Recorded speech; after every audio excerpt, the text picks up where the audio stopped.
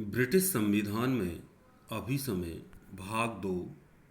मैं Kaushal Kumar Sain, assistant professor political science, BSR government arts college Alwar.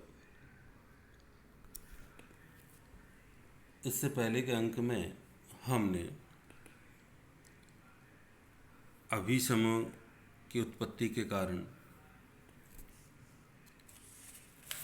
अभिसमयों की भूमिका आदि का अध्ययन किया। इस अंक में हम अभिसमयों की उपयोगिता एवं महत्व, अर्थात ब्रिटिश संविधान में अभिसमयों की क्या उपयोगिता है और क्या महत्व है, इसका अध्ययन करेंगे। अंग्रेजी संविधान में परंपराओं का बड़ा महत्व रहा है। ब्रिटिश शासन पद्धति में अभिसमय बड़े उपयोगी हैं। परंपराओं को इंग्लैंड में सांविधानिक ढांचे की आत्मा कहा जाए तो कोई अतिशयोक्ति नहीं होगी, क्योंकि अंग्रेजी संविधान के निर्माण में ही नहीं, उसे कार्य रूप में भी परिवर्तित करने का उनका बड़ा योगदान रहा है।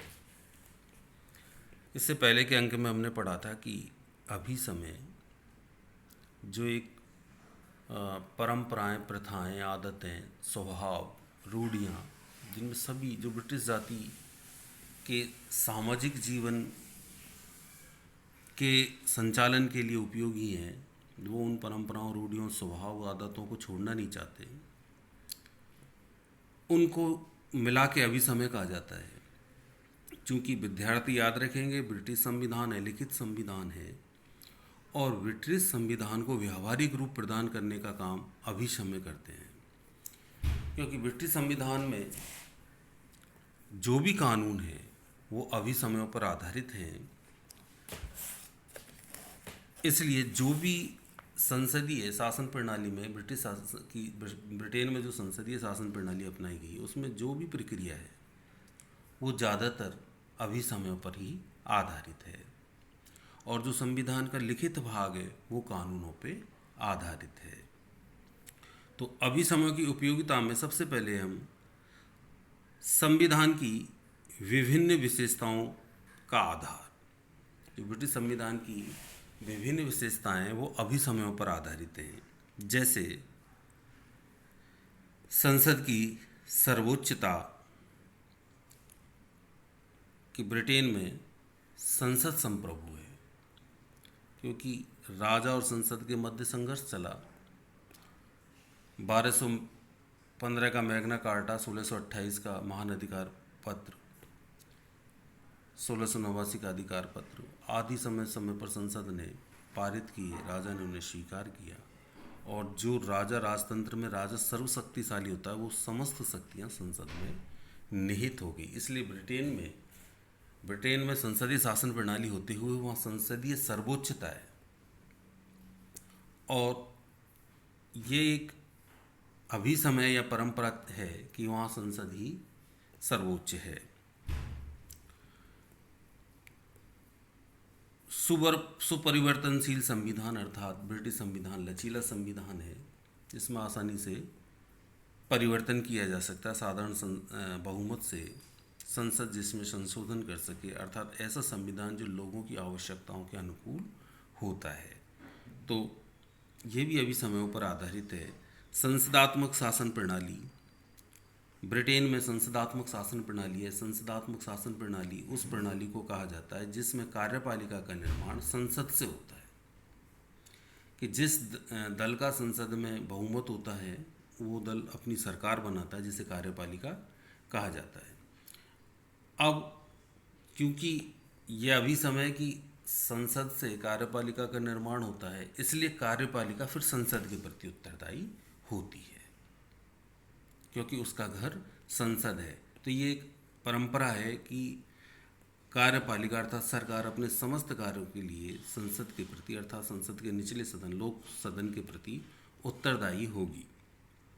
मिश्रित शासन प्रणाली, देखिए ब्रिटेन एक ऐसा देश है जहाँ 3 प्रकार की शासन व्यवस्थाएं दिखाई देती हैं। राजा, जहाँ राजतंत्र का द्योतक है, लॉर्ड सभा कुलीन तंत्र की द्योतक है और लोक सदन जनतंत्र का द्योतक है।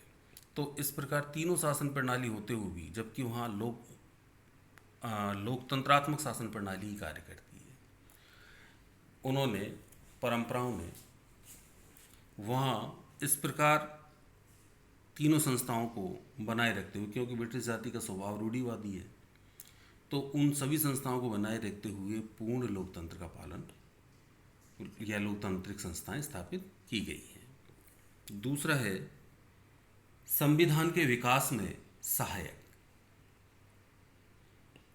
इस संबंध में हरमन फाइनर का कथन है कि राजतंत्रीय संविधान को लोकतंत्रीय संविधान में बदलने के लिए और 17वीं सदी से 20वीं सदी तक आने में ब्रिटेन के लोगों ने नई कानूनी धारणाओं से परहेज किया। इस उद्देश्य से उन्होंने परंपराओं अर्थात अभिशमों के विकास तथा उसमें निहित गुणों पर निर्भर रहना अच्छा माना है। जैसे जैसे आवश्यकता महसूस हुई, अनेक संवैधानिक संस्थाओं का विकास हुआ, जैसे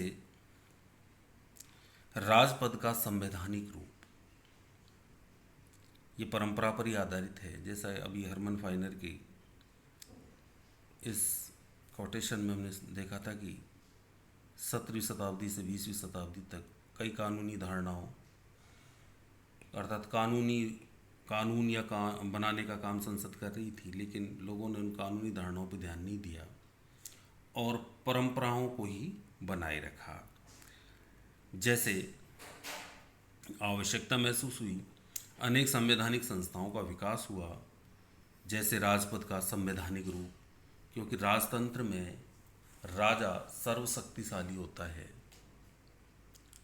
किंतु परंपराओं ने राजा की शक्ति को, राजा के पद को बनाए रखते हुए उसकी शक्ति को संसद में निहित कर दिया है।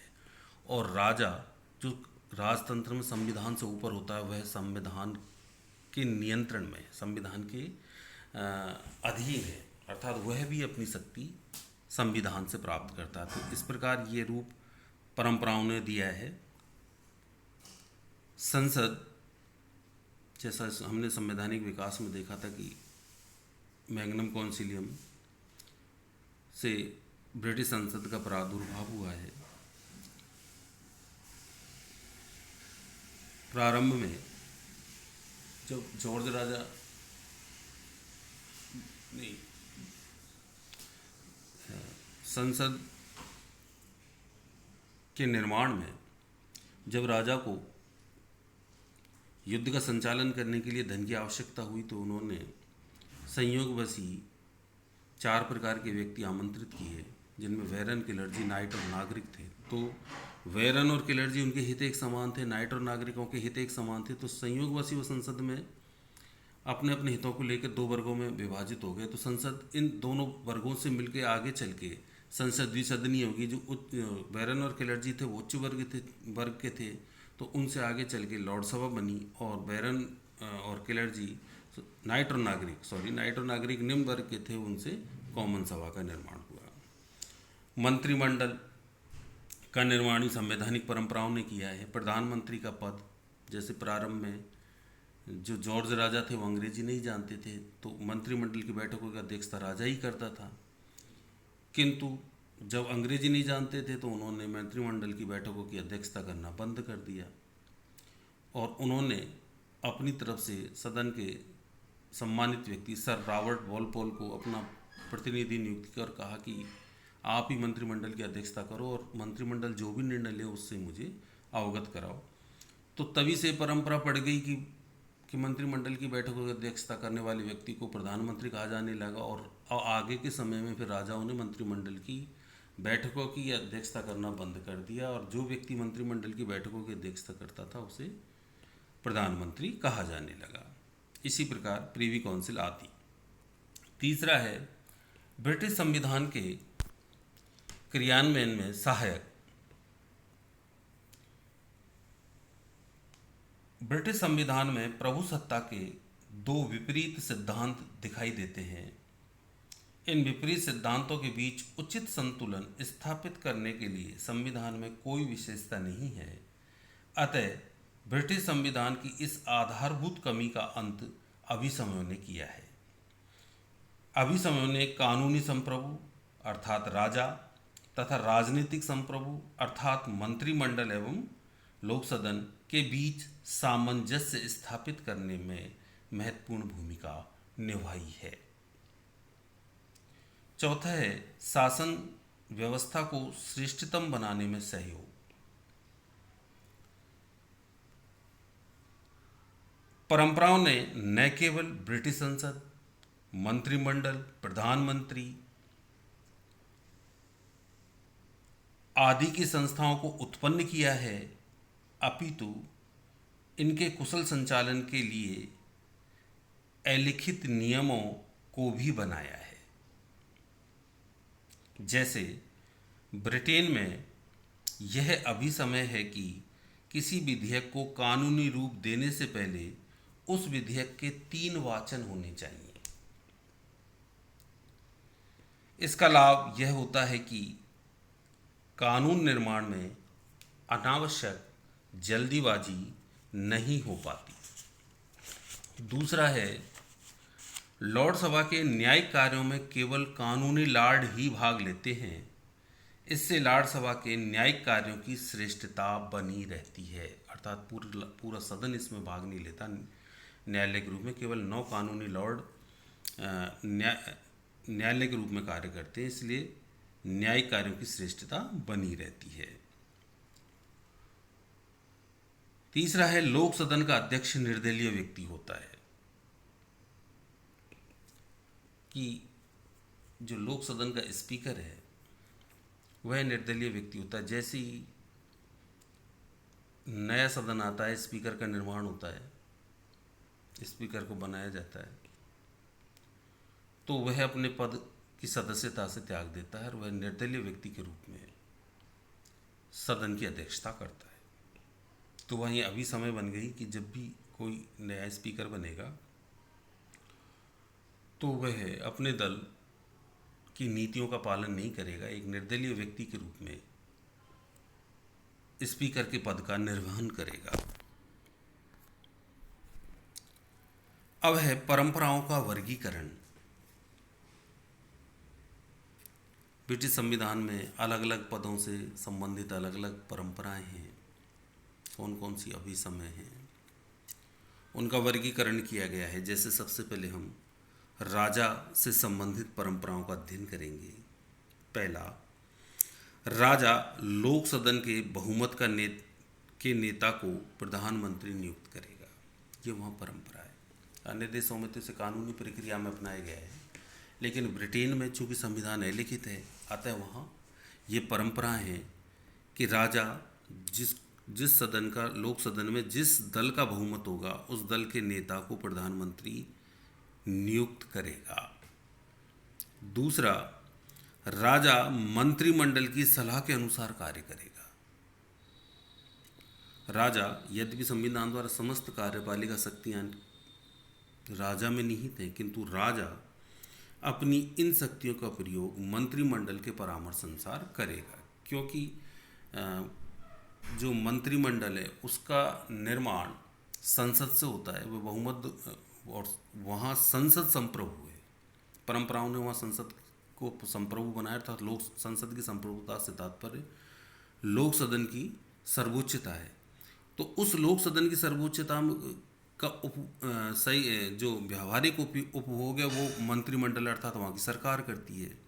तो सरकार जितने भी निर्णय लेगी वो राजा को अवगत कराएगी, लेकिन राजा मंत्रिमंडल के परामर्श अनुसार कार्य करे, अर्थात राजा को जो भी संवैधानिक शक्तियाँ दी गई हैं उन शक्तियों में वह मंत्रिमंडल के परामर्श अनुसार ही कार्य करेगा। तीसरा है, राजा द्वारा वर्ष में एक बार संसद का सत्र अवश्य आयोजित किया जाएगा। कि वहाँ एक परंपरा है कि संसद का जब भी सत्र होता है तो वहाँ राजा, जैसे हमारे देश में राष्ट्रपति आहूत करता है, वहाँ राजा उसे बुलाता है, तो वो वर्ष में एक बार अवश्य बुलाएगा। चौथा है, संसद द्वारा स्वीकृत विधेयक को राजा द्वारा अवश्य स्वीकृत किया जाता है।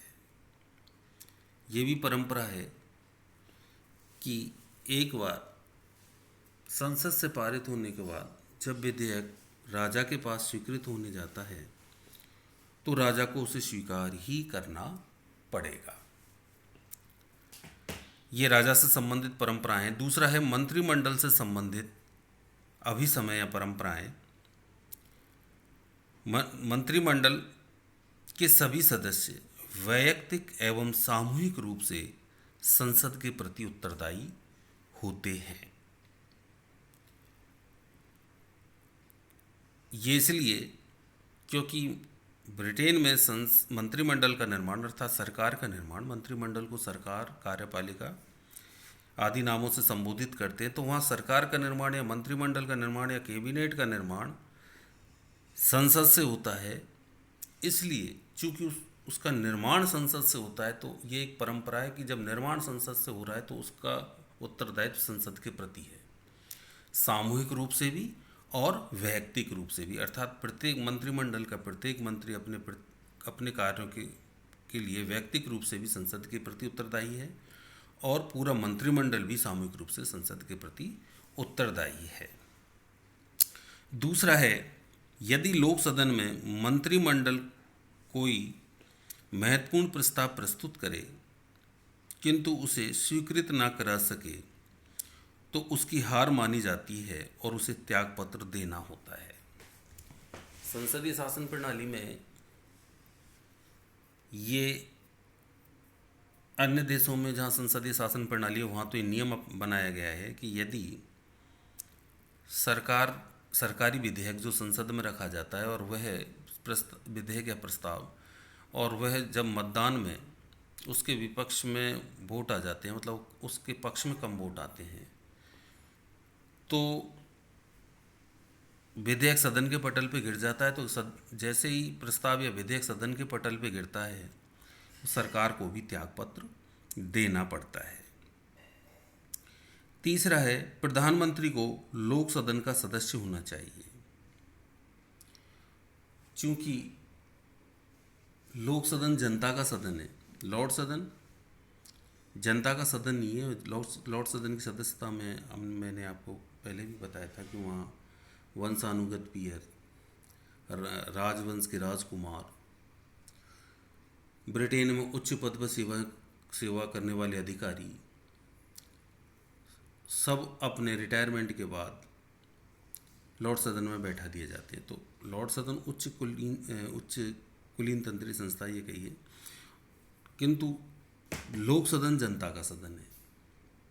इसलिए वहाँ सरकार भी मंत्रिमंडल के जो बहुमत दल होता है लोक सदन में वह अपनी सरकार बनाता है। तो वहाँ एक परंपरा बन गई कि प्रधानमंत्री जो भी होगा वो लोक सदन से होगा, क्योंकि लोक सदन संपूर्ण जनता का सदन है। तीसरा है, प्रधानमंत्री को लोक सदन का सदस्य होना चाहिए। अगला है, मंत्रिमंडल की कार्यवाही एवं निर्णयों को गोपनीय रखा जाना चाहिए। ये भी एक परंपरा है कि मंत्रिमंडल जो भी निर्णय लेगा वो गोपनीय होंगे, अर्थात तो उनका प्रकाशन नहीं होगा। तीसरा है, संसद से संबंधित अभिसमय। संसद से संबंधित परंपराओं में पहला है, वर्ष में एक बार संसद का सत्र जरूर होना चाहिए। नहीं तो जो जितने भी जैसे बजट है या विधेयक है, सेना संबंधी विधेयक है, वो पारित नहीं होंगे। दूसरा, प्रत्येक सदन में किसी भी विधेयक के 3 वाचन जरूर किए जाते हैं तभी वह विधेयक पारित किया जाता है। वहाँ परंपरा है कि कोई भी विधेयक जो सदन के पटल पर आता है तो उसके 3 बार वाचन होते हैं, अर्थात उसको 3 बार सदन के पटल पर रखा जाता है, मतदान होता है, उस मतदान में पारित होने के बाद उसे दूसरे सदन में भेजा जाता है, दूसरा सदन फिर 3 वाचन करता है और अंत में दोनों सदनों से पारित होने के बाद उसे राजा के पास भेजा जाता है। तो ये एक परंपरा बन गई, क्योंकि विधेयक बनने के बाद वो लागू जनता के ऊपर होता है। यदि उसमें कोई कमियां रह गई तो दुखी जनता होती है, इसलिए 3 वाचन में जितनी भी उसकी कमियां हैं वो निकल जाती हैं और विधेयक कानून का रूप धारण करता है। इसलिए वहाँ ये परंपरा है कि विधेयक के 3 वाचन होने जो चाहिए। तीसरा है, लॉर्ड सभा जब अपील के न्यायालय के रूप में बैठती है तो उसकी कार्रवाई में केवल कानूनी लॉर्ड ही भाग लेंगे। वहाँ ये भी परंपरा है कि वहाँ अंतिम अपीलीय न्यायालय या उच्चतम न्यायालय लॉर्ड सभा को माना जाता है, लेकिन जब भी अपीलीय न्यायालय के रूप में लॉर्ड सभा कार्य करती है तो उसके समस्त लॉर्ड उसमें भाग नहीं लेते। केवल 9 कानूनी लॉर्ड जो न्यायिक प्रक्रिया में प्रवीण होते हैं वो ही भाग लेते हैं, ताकि न्यायिक कुशलता बनी रहे। लोक प्रभुत्व से संबंधित अभिसमय। चौथे अभिसमय है लोक प्रभुत्व से संबंधित अभिसमय। किसी भी महत्वपूर्ण एवं विवादास्पद राष्ट्रीय प्रश्न पर मंत्रिमंडल आम मतदाता की स्वीकृति अवश्य प्राप्त करती है। इसे आदेश अभिसमय कहा जाता है। इस उद्देश्य से मंत्रिमंडल लोक सदन को भंग करता है और संबंधित राष्ट्रीय प्रश्न के आधार पर चुनाव लड़ता है। लोक प्रभुत्व से संबंधित अभिसमय से तात्पर्य है कि जब भी कोई राष्ट्रीय प्रश्न, विवादास्पद राष्ट्रीय प्रश्न होता है तो उसे जनता के समक्ष रखा जाता है, अर्थात उस पर जनता की स्वीकृति प्राप्त की जाती है और उस ऐसे विवादास्पद उसे आदेश अभिसमय, अर्थात जनता उस पर क्या आदेश देगी, इसलिए उसे आदेश अभिसमय मानते हुए, अर्थात ऐसी परंपरा उस प्रश्न की मानते हुए उसे जैसे अगला चुनाव आता है तो उसे उस प्रश्न के आधार पर दोनों दल चुनाव लड़ते हैं। 5वां है राष्ट्रमंडल से संबंधित अभिसमय। राष्ट्रमंडल में वो देश सम्मिलित हैं जो कभी ब्रिटेन के उपनिवेश रहे। वो सभी उपनिवेश स्वतंत्र हुए और उन्होंने अपने विकास के लिए ब्रिटेन के नेतृत्व में ही एक मंडल बनाया हुआ है जिसे राष्ट्रमंडल बोलते हैं, कॉमनवेल्थ।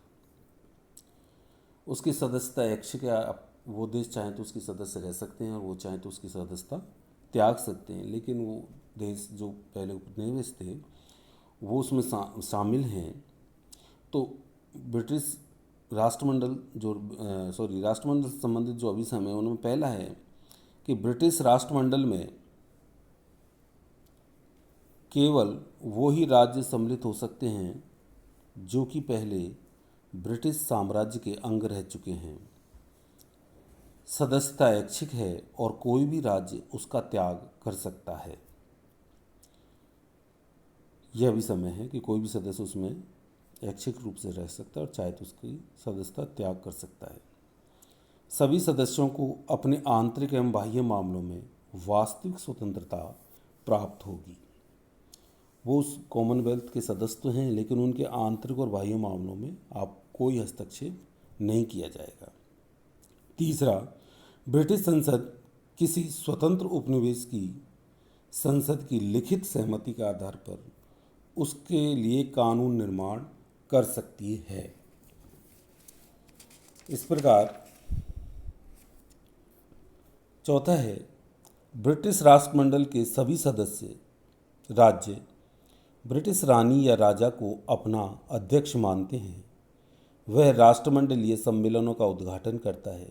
ब्रिटिश या रानी, मतलब ये परंपरा है कि जब भी राष्ट्रमंडल की बैठक होगी तो ब्रिटिश रानी या राजा उसकी अध्यक्षता करेगा। किंतु जिस देश में राष्ट्रमंडल का सम्मेलन होता है वहाँ का राज्याध्यक्ष राष्ट्रपति या प्रधानमंत्री सम्मेलन की अध्यक्षता करता है। इस प्रकार हमने विभिन्न अभिसमयों का अध्ययन किया। अंत में अभिसमयों में सदैव ही ब्रिटिश संविधान के कानूनी ढांचे को लगातार बदलती सामाजिक एवं राजनीतिक परिस्थितियों तथा आवश्यकताओं के अनुरूप ढालने में सहयोग दिया है। केसी वियर ने कहा है कि अभिसमय शासन व्यवस्था को परिस्थितियों के अनुसार लचीली एवं परिवर्तनशील बनाए रखते हैं। सर विलियम होल्डवर्थ का कथन है कि प्रथम यदि हम यह जानना चाहते हैं कि व्यवहार में संविधान किस प्रकार कार्य करता है तो हमें इन्हीं अभिसमयों की ओर देखना पड़ेगा। द्वितीय, ये अभिसमय ही यह सुनिश्चित करने के लिए सदैव निर्देश देते हैं कि संविधान अपने समय के प्रचलित संवैधानिक सिद्धांतों के अनुरूप व्यवहार में लागू हो। इस प्रकार हमने ब्रिटिश संविधान में संवैधानिक अभिसमयों का अध्ययन किया। धन्यवाद।